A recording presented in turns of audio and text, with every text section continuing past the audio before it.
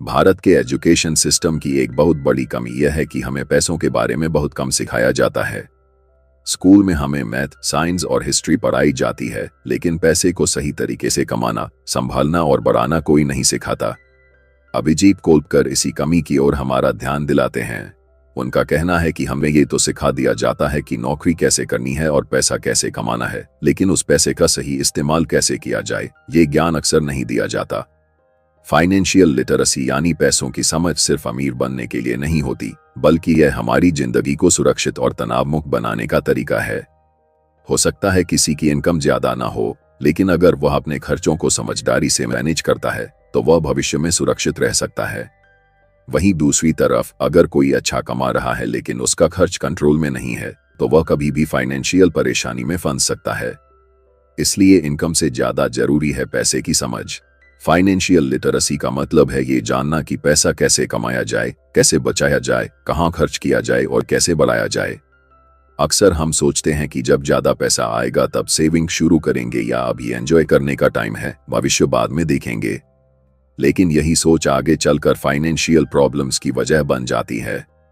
सच यह है कि कम इनकम में भी सही प्लानिंग से एक स्टेबल और सुरक्षित लाइफ बनाई जा सकती है। पैसा सिर्फ खर्च करने की चीज नहीं है, बल्कि यह हमारी जिंदगी को कंट्रोल करने का एक टूल है। अगर यह टूल हमारे हाथ में सही तरीके से हो तो हम अपने सपने भी पूरे कर सकते हैं और इमरजेंसी सिचुएशंस को भी संभाल सकते हैं। पैसे के साथ हमारी इमोशंस जुड़ी होती हैं। कभी दुखी होने पर हम शॉपिंग कर लेते हैं, कभी स्ट्रेस में इंपल्सिव खर्च कर देते हैं। फाइनेंशियल लिटरेसी हमें यह सिखाती है कि पैसों से जुड़े फैसले इमोशनल नहीं, बल्कि लॉजिकल तरीके से लेने चाहिए। अभिजीत कोलपकर कहते हैं कि फाइनेंशियल लिटरेसी असली एम्पावरमेंट देती है। जब हमें पैसों की सही समझ होती है तो हमें किसी पर डिपेंड नहीं रहना पड़ता, ना फैमिली पर, ना सिस्टम पर। हम खुद अपनी जिंदगी के फैसले ले सकते हैं।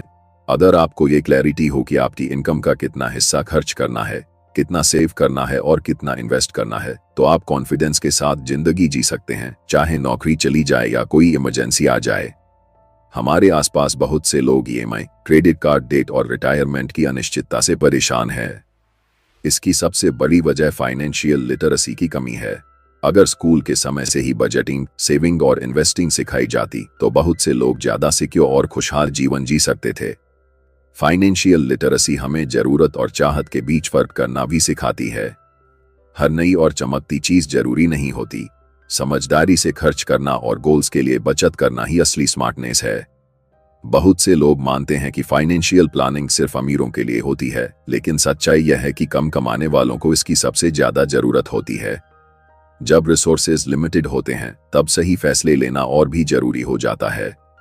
अगर हम बच्चों को सिर्फ करियर ही नहीं बल्कि पैसों की समझ भी सिखाएं, जैसे पहली सैलरी को कैसे मैनेज करना है, टैक्स कैसे काम करता है और म्यूचुअल फंड्स क्या होते हैं, तो एक पूरी पीढ़ी फाइनेंशियली एम्पावर्ड बन सकती है।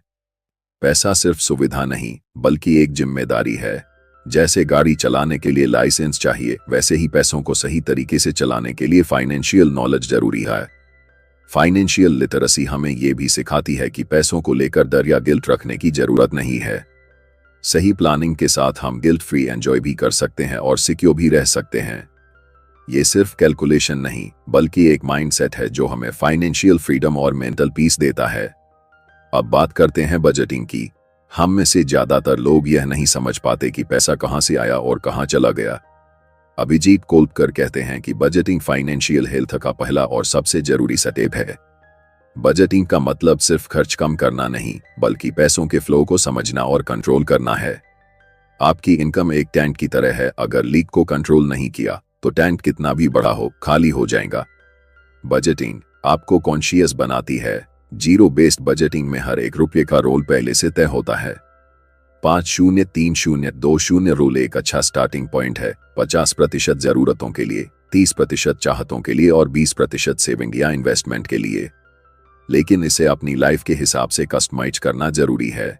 बजट कोई एक बार का काम नहीं, बल्कि एक हैबिट है जिसे हर महीने और हर हफ्ते रिव्यू करना चाहिए। जब आप बजट के साथ खर्च करते हैं तो गिल्ट कम होता है और कॉन्फिडेंस बढ़ता है। आप एंजॉय भी करते हैं और कंट्रोल में भी रहते हैं। बजटिंग आपको आपकी आदतों का आईना दिखाती है और धीरे धीरे आपको फाइनेंशियली मैच्योर बनाती है। अब खर्च आपको कंट्रोल नहीं करता, बल्कि आप खर्च को कंट्रोल करते हैं। अब आते हैं सेविंग पर। ज्यादातर लोग सोचते हैं कि जो बचेगा वही बचत होगी, लेकिन कोल्बकर कहते हैं पहले सेव करो फिर खर्च करो। सेविंग सिर्फ पैसा जमा करने का नाम नहीं है, बल्कि प्लान के साथ पैसा रखने का तरीका है। सेविंग का सबसे जरूरी हिस्सा है इमरजेंसी फंड। इमरजेंसी फंड वह बैकअप है जो आपको मेंटल शांति देता है। जब अचानक कोई परेशानी आती है, जैसे मेडिकल इमरजेंसी, जॉब लॉस या कोई अनएक्सपेक्टेड खर्च, तो आप पैनिक नहीं करते। कोल्बकर सलाह देते हैं कि हर इंसान के पास कम से कम 3 से 6 महीने के खर्च के बराबर इमरजेंसी फंड होना चाहिए। ये पैसा ऐसी जगह रखा होना चाहिए जहां से तुरंत निकाला जा सके और थोड़ा बहुत रिटर्न भी मिले। सेविंग को आसान और पावरफुल बनाने का सबसे अच्छा तरीका है ऑटोमेशन।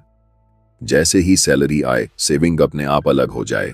इसे रेंट या ईएमआई की तरह नॉन नेगोशिएबल बना दीजिए। जब सेविंग ऑटोमेटिक होती है तो डिसीजन लेने की जरूरत नहीं पड़ती और धीरे धीरे एक मजबूत फाइनेंशियल फाउंडेशन बन जाता है। यही मजबूत फाउंडेशन आगे चलकर इन्वेस्टमेंट, ग्रोथ और फाइनेंशियल फ्रीडम की नींव बनता है।